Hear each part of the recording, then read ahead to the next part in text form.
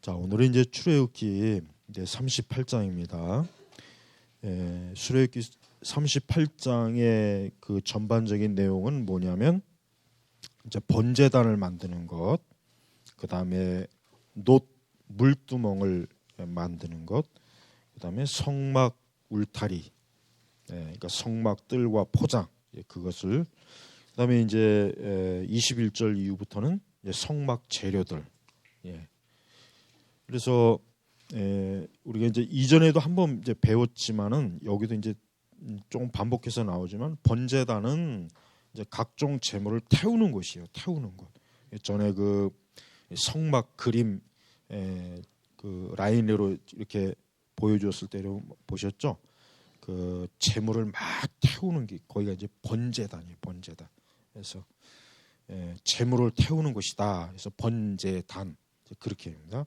물두멍은 이제 제사장들이 성막에서 일을 할 때 막 그 동물을 잡고 그러면 막 피와 오물이 막 묻고 그랬잖아요.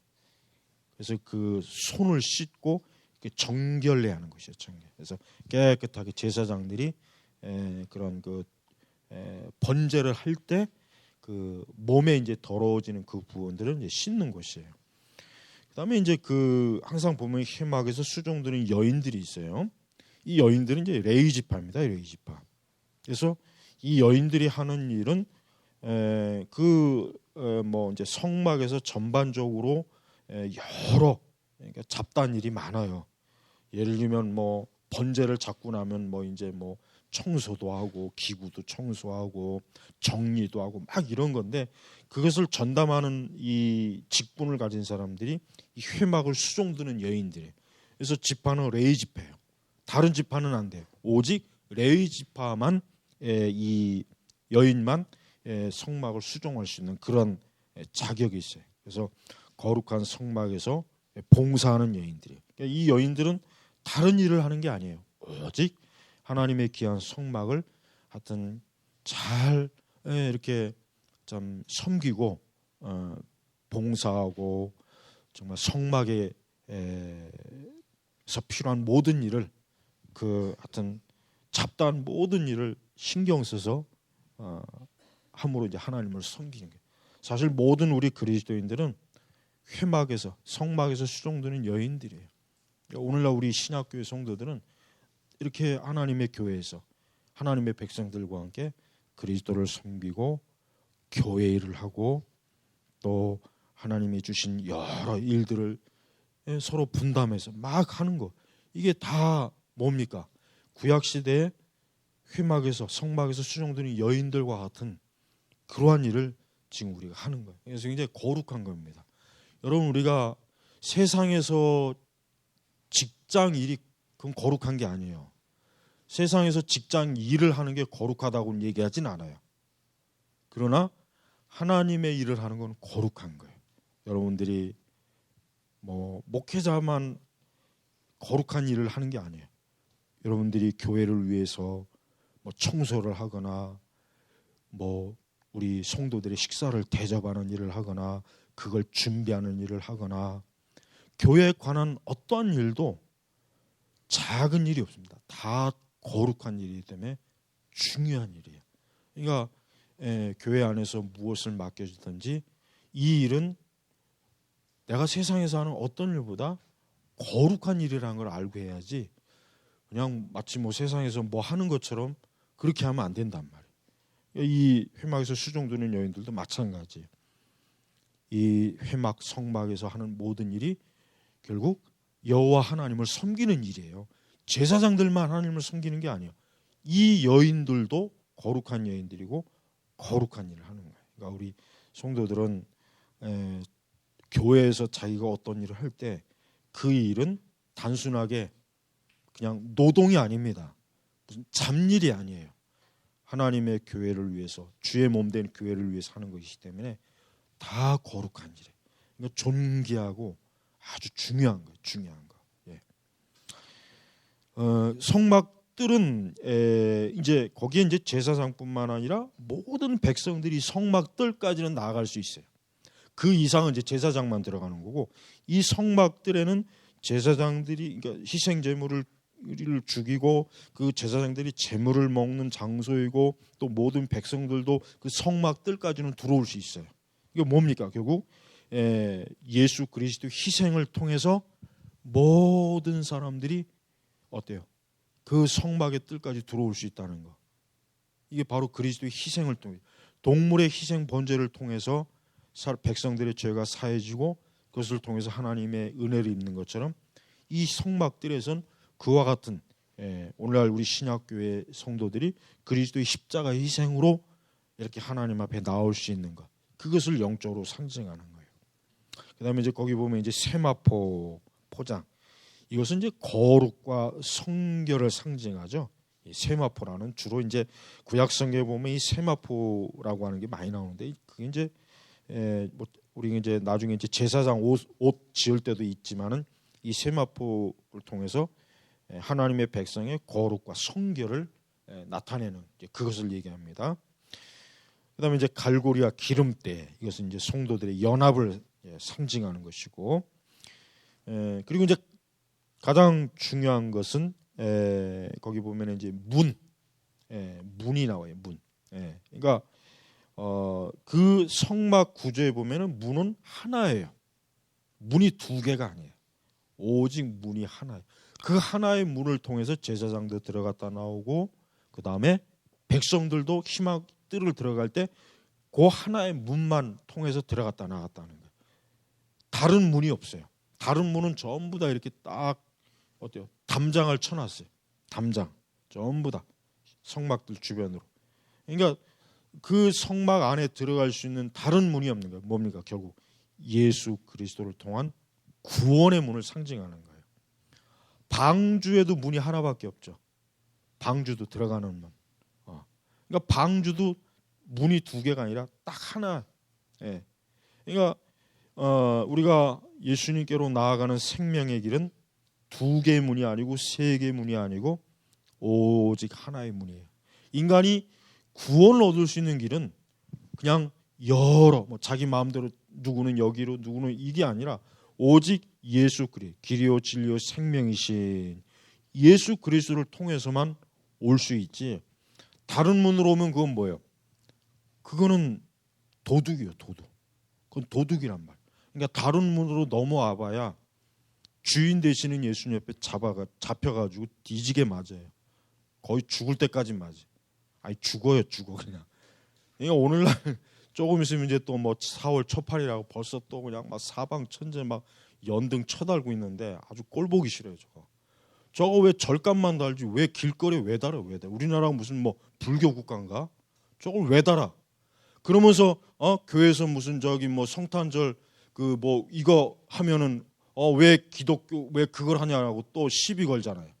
그래서 서울시청에 그것도 못하고 또 휴전선 저쪽에 그 애기봉 있는 데다가 십자가 높이 달아가지고 해마다 연말 되면 그 십자가에 불 켜가지고 북녘 거기 있는 가지 다 비추는데 그것도 못하게 하잖아요.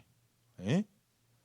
그러니까 도대체가 우리나라는 아주 개판이에요. 개판. 도대체 불교 지까지 것들이 뭔데 지하철 이름을 저 코엑스 거기다가 봉은사라고 짓고 그거 어떤 새끼가 그거 지었는지 모르겠어. 아주 그냥 죽일 놈이야 그 아주. 저 서울시 그 누구죠 그 같은. 도대체가 우리나라가 무슨 뭐 나는 우리나라가 천주교 국가인지 불교 국가인지 구분이 안 가요. 구분이. 맨날 기독교만 욕하죠. 기독교만. 교회가 하는 일 얼마나 정말 많은데 불교하고 천주교 저 개떡 같은 아주 저 더러운 이 마귀의 종교는 이 세상은 한 통속이에요. 마귀는 한 통속이란 말이에요. 마귀는 한 통속이야. 한 통속. 마치 하갈의 아들이 누구입니까? 이스마엘이 이삭을 희롱했다 그랬죠. 이삭을 막 쥐어 패고 아마 몰래 화장실로 가가지고 막 쥐어 패고. 그러니까 그거를 누가 봤어요? 사라가 보고 그냥 뿔이 나 어디 저걸 그냥 확 당장 쫓아내라. 그러니까 아브라함이 찍소리도 못하고. 그럴 땐 들어야 돼. 들을 때 그런 말. 그러니까 어디서 감히 이 언약의 시인 이삭을 감히 마귀의 씨앗인 이스마엘이 핍박을 하냐. 그러니까 지금도 보세요. 지금도 이 세상을 보면은 꼭 우리 생명의 종교인 우리 기독교 유일한 구원, 그리스도의 씨, 그리스도의 보혈, 거룩한 언약 백성들을 핍박하는 거 보세요. 세상이. 마귀의 종교들은 다 번성해요. 지들끼리 전부 한 통속이 돼요. 뿌리가 같아요. 뿌리가 다 마귀예요.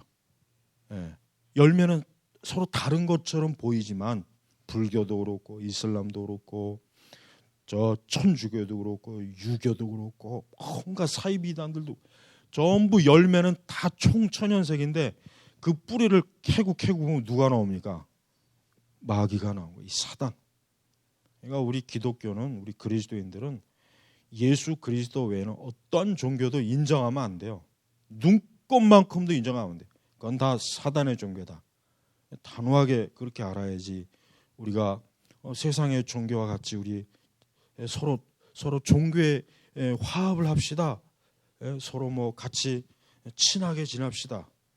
그거는 세상이 볼 때는 아주 보기 좋지만 예수님이 보실 때는 빛과 어둠이 어떻게 함께합니까? 어떻게 빛과 어둠이 함께해요? 우리는 빛이고 저들은 어둠인데 어떻게 빛과 어둠이 함께하냔 말이에요. 그러니까 여러분 하여튼 단호해야 돼요.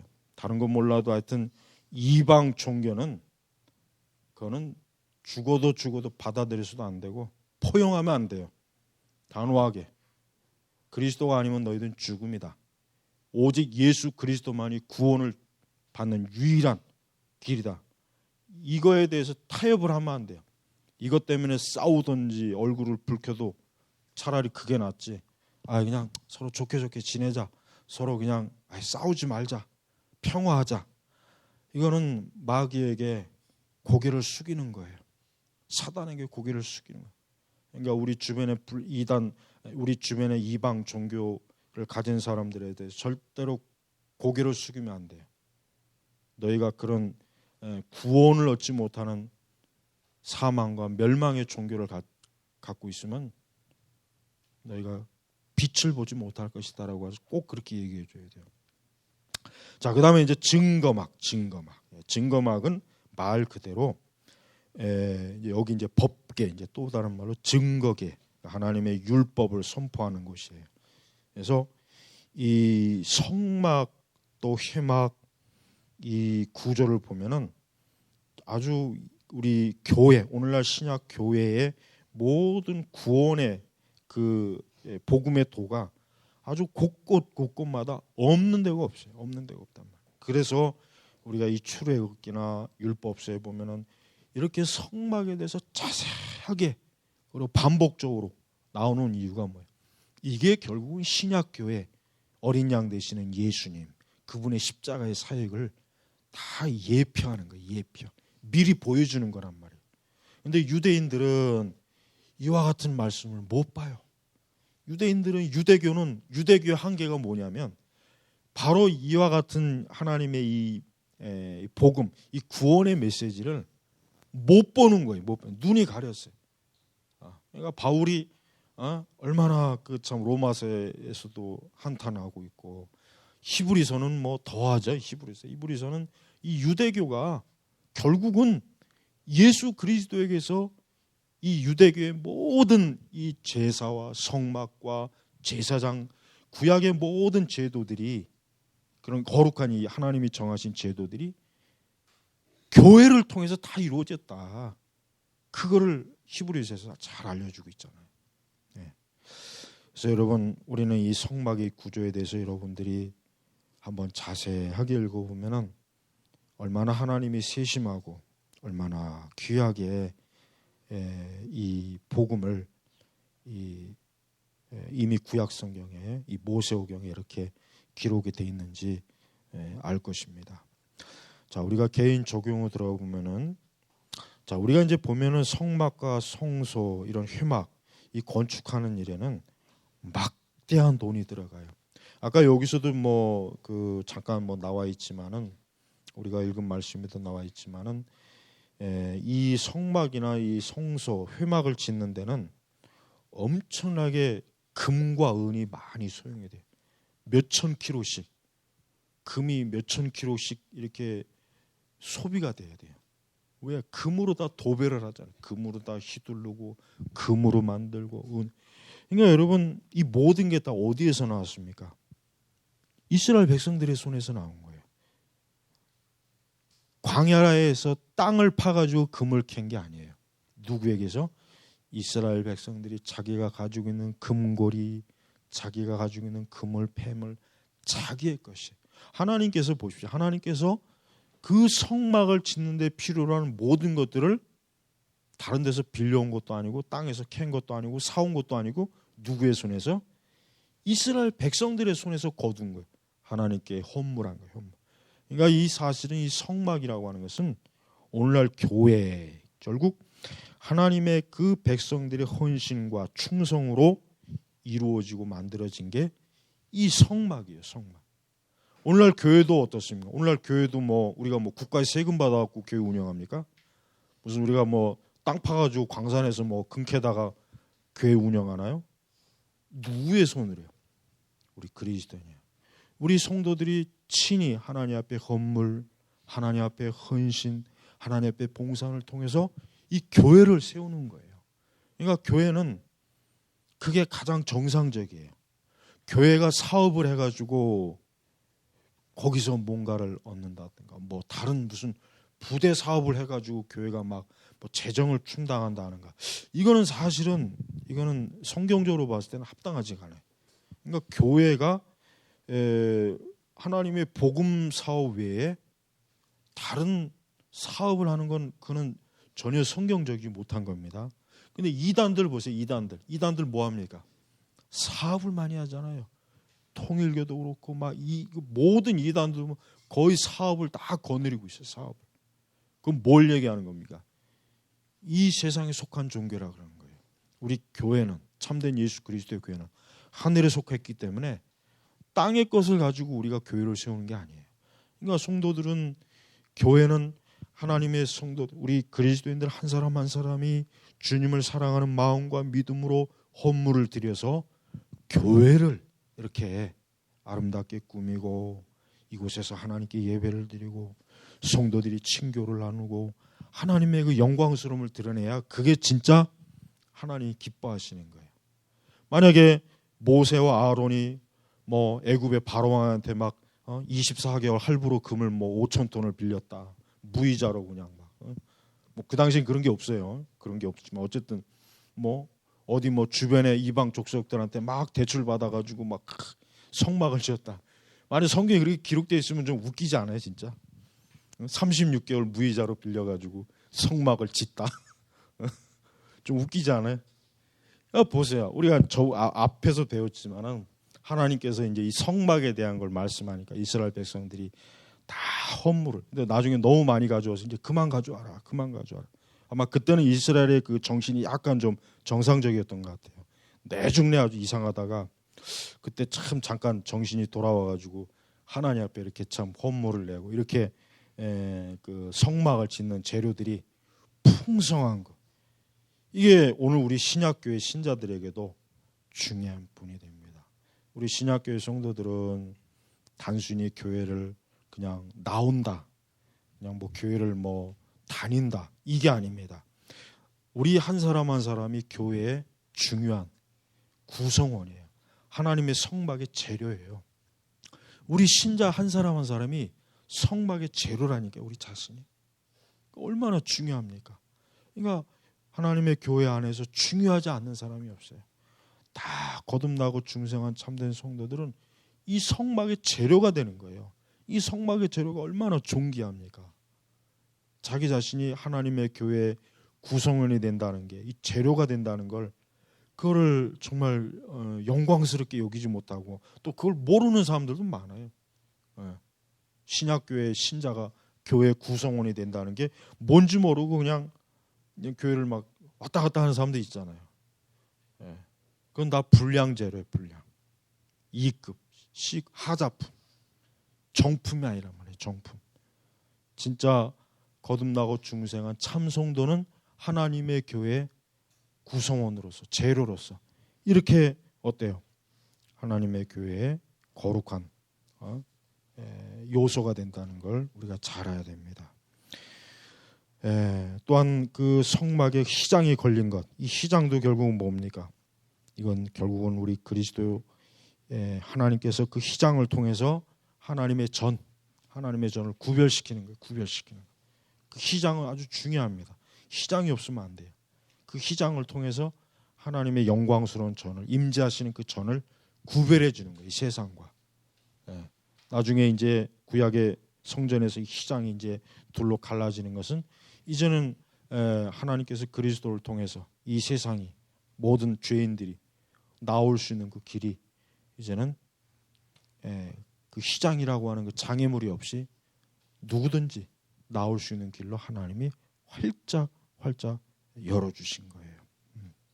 자, 그래서 우리가 이렇게 38장에 보면은 이와 같이 성막의 모든 재료와 요소들 하나하나 그 만드는 것 또 그런 것들을 다 이렇게 나와 있습니다. 26절에 보면 이제 또 인구 조사를 하죠. 26절에 뭐라 하겠냐면 20세 이상으로 인구 조사를 받은 사람이 모두 60만 3,550명.